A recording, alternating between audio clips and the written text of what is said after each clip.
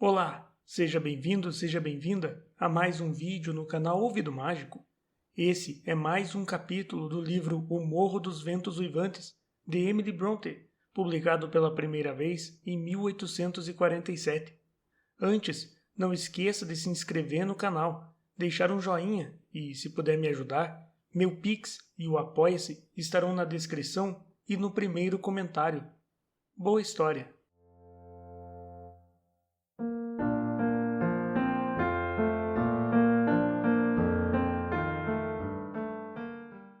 Capítulo 22. O verão chegou ao fim e o outono avançava. A festa de São Miguel já tinha passado, mas a colheita estava atrasada naquele ano e ainda havia trabalho a fazer em alguns dos nossos campos.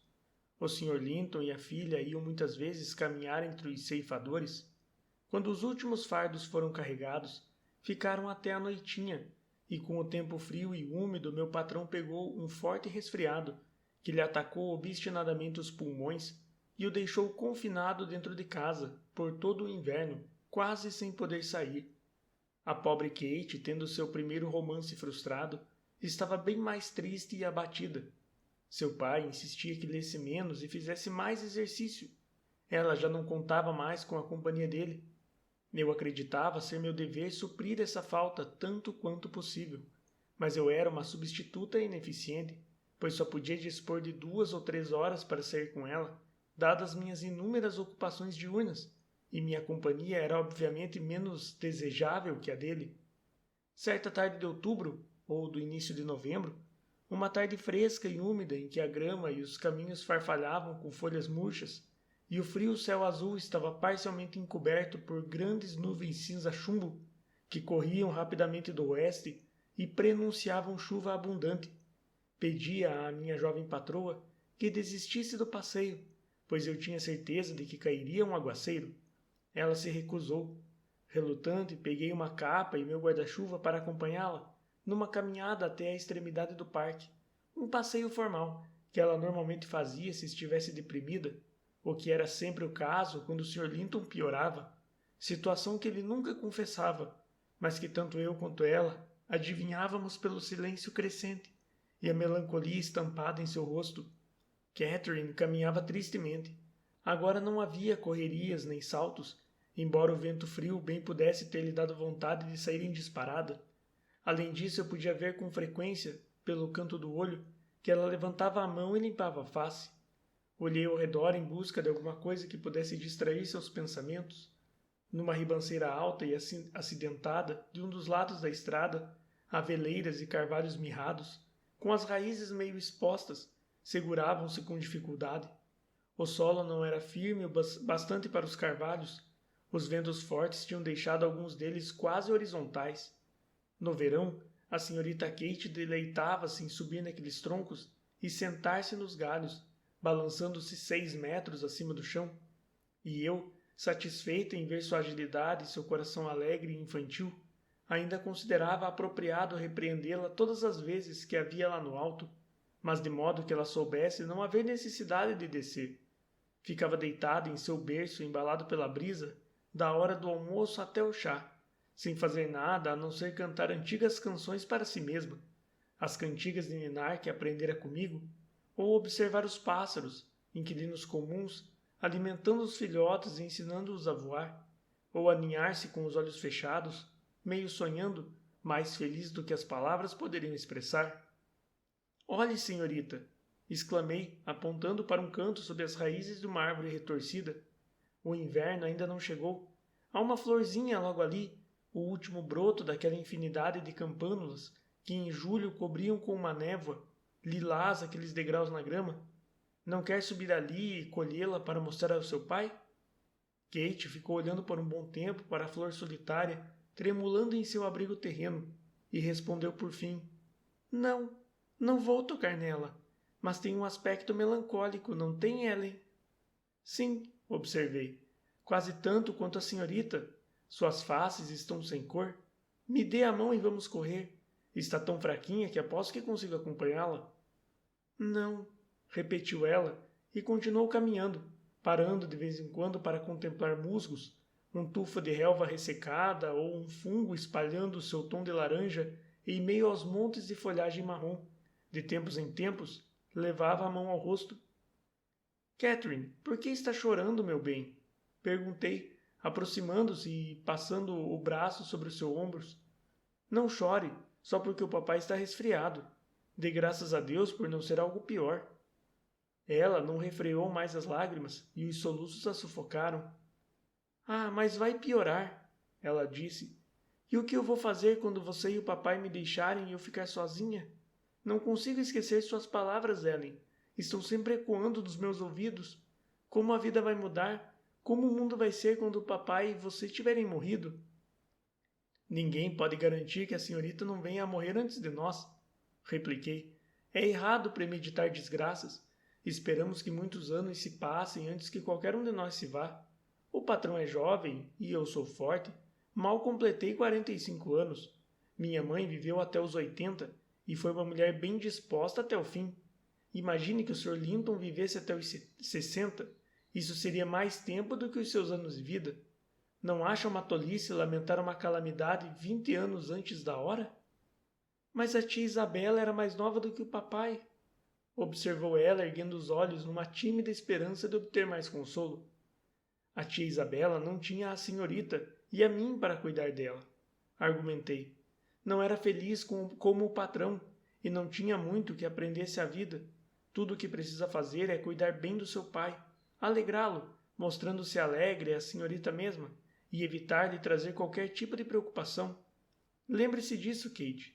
Não duvido de que poderia matá-lo se fosse insensata e imprudente, alimentando um afeto bobo e imaginário pelo filho de uma pessoa que ficaria feliz em vê-lo no túmulo e deixando transparecer que sofreu com a separação que ele achou necessário promover.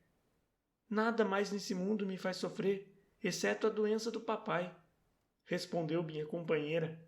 Nada me importa em comparação com o papai, e eu nunca, enquanto estiver de posse do meu juízo, vou fazer ou dizer algo que possa aborrecê-lo. Amo-o mais do que a mim mesma. Ellen, e sei disso porque todas as noites rezo para viver mais do que ele, pois prefiro sofrer do que fazê-lo sofrer. Isso prova que o amo mais do que a mim mesma. Belas palavras, retruquei, mas as ações também precisam prová-lo, e depois que ele estiver curado, não se esqueça das decisões tomadas no momento de apreensão. Enquanto falávamos, aproximamo-nos de um portão que dava para a estrada. Minha jovem patroa, iluminando-se outra vez, subiu e sentou no alto do muro, estendendo os braços para colher uns frutos que sobressaíam, escarlate, nos ramos mais altos das roseiras bravas, que projetavam na estrada sua sombra. Os frutos mais baixos tinham desaparecido, mas aqueles só os pássaros conseguiam alcançar, ou então Kate, de onde se encontrava. Ao esticar o braço para apanhá-los, porém, seu chapéu caiu. Como o portão estava trancado, ela resolveu descer para apanhá-lo. Pedi-lhe que tomasse cuidado para não cair, e ela agilmente desapareceu. Mas voltar não foi tão fácil. As pedras eram lisas e bem cimentadas, e os galhos das roseiras e das amoreiras não podiam ajudá-la. Não me dei conta disso, como uma boba, até ouvi-la rindo e exclamando: Ellen, você vai ter que buscar a chave, ou vou ter de dar a volta até a guarita de entrada. Não dá para subir o muro do lado de cá. Fique onde está, respondi. Estou com meu molho de chaves aqui no bolso. Talvez consiga abrir. Se não conseguir, vou buscar a chave. Catherine ficou dançando de um lado para o outro, divertindo-se, enquanto eu experimentava as chaves grandes, uma após a outra. Cheguei à última e vi que nenhuma servia. Repetindo que não saísse dali, esteve prestes a ir correndo para casa a toda pressa, quando um ruído me deteve. Era um cavalo que se aproximava trotando. Kate também parou de dançar. Quem é? Sussurrei. Ellen, gostaria que você abrisse a cancela, sussurrou ansiosa a jovem. Olá, senhorita Linton, exclamou uma voz profunda, a do cavaleiro. Que bom encontrá-la. Não se apresse a entrar, pois quero pedir e receber uma explicação. Não hei de lhe falar, Sr. Heathcliff, respondeu Catherine. O papai diz que o senhor é um homem mau e odeia tanto a ele quanto a mim. Ellen diz o mesmo. Isso não vem ao caso, rebateu Heathcliff. Era ele. Não odeio meu filho, certamente, E é a propósito dele que peço sua atenção. Sim, é mesmo o caso de ficar corada. Não é verdade que há coisa de 2 ou 3 meses tinha o hábito de escrever para Linton? Cartinhas de amor, não é? Os dois mereciam uma boa surra por isso. Sobretudo a senhorita, que é a mais velha e a menos sensível, ao que parece. Suas cartas estão em meu poder, e se me vier com insolências, mando-as ao seu pai. Suponho que tenha se cansado da brincadeira e decidido interrompê-la, não foi? Bem, com isso precipitou Linton numa depressão profunda. Ele estava sendo sincero, estava realmente apaixonado. Pode estar certa de que está morrendo por sua causa, o coração partido graças à sua leviandade. E isso não é maneira de dizer, é um fato. Piora a cada dia, embora Harrington venha debochando dele faz 6 semanas e eu tenha tomado medidas mais drásticas, tentando lhe meter medo para que abandone essa estupidez. Vai estar debaixo da terra antes que chegue o verão, a menos que a senhorita faça alguma coisa. Como pode mentir tão descaradamente para a pobre menina? Exclamei do outro lado. Por favor, siga o seu caminho. Como pode inventar deliberadamente mentiras tão torpes? Senhorita Kate, vou quebrar a tranca com uma pedra. Não acredite nesses vis despropósitos. Pense bem, é impossível alguém morrer de amor por uma desconhecida. Não sabia que tínhamos bisbilhoteiros ouvindo? Resmungou o canalha. Cara Nelly Jim, gosto de você, mas não gosto de sua falsidade. Acrescentou ele em voz alta. Como pode você mentir tão descaradamente e afirmar que eu odiava a pobre menina e inventar histórias a fim de aterrorizá-la e mantê-la distante da minha porta? Catherine Linton, o simples nome já me anima. Minha menina bonita, vou passar a semana fora de casa. Vá e veja a senhorita mesma se não estou dizendo a verdade. Seja boazinha e vá. Imagine o seu pai em meu lugar e Linton no seu. Então imagine o que haveria de pensar de seu amado insensível se, diante da ameaça do seu pai, ele se recusasse a dar um passo para reconfortá-la.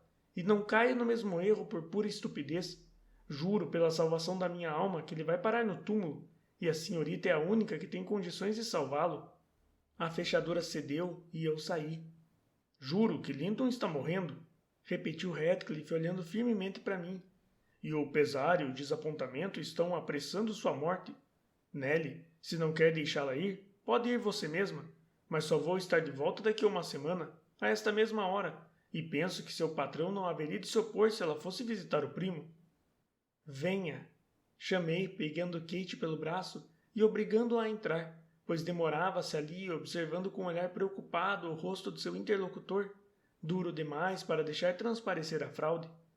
Ele aproximou-se mais um pouco o cavalo e, inclinando-se, comentou. Senhorita Catherine, confesso que tenho pouca paciência com Linton. Harrington e Joseph têm menos ainda. Reconheço que em nossa companhia ele está mal servido. Anseia por gentileza e também amor, e uma palavra gentil sua seria o melhor remédio. Não dê ouvidos às cruéis reprimendas da senhora Dean. Seja generosa e arrume um modo de ir vê-lo. Ele sonha com a senhorita dia e noite, e não se convence de que não o odeia, já que não lhe escreve nem o visita. Fechei o portão e rolei uma pedra para ajudar a mantê-la assim. Abrindo o guarda-chuva, puxei a minha menina para baixo dele, pois a chuva começara a cair por entre os galhos murmurantes das árvores, advertindo-nos para que não nos demorássemos ali. Nossa pressa fez com que não comentássemos o encontro com Radcliffe no caminho para casa, mas instintivamente adivinhei que o coração de Catherine estava agora toldado por um peso duplo. Os traços de seu rosto estavam tão tristes que não pareciam ser os seus. Ela evidentemente acreditara em cada sílaba do que ouvira. O patrão se recolhera para descansar. Kate foi até o seu quarto perguntar como estava. Ele adormecera. Ela voltou e me pediu que lhe fizesse companhia na biblioteca. Tomamos o chá juntas e em seguida ela se deitou no tapete, pedindo-me que não falasse, pois estava cansada. Peguei um livro e fingi ler.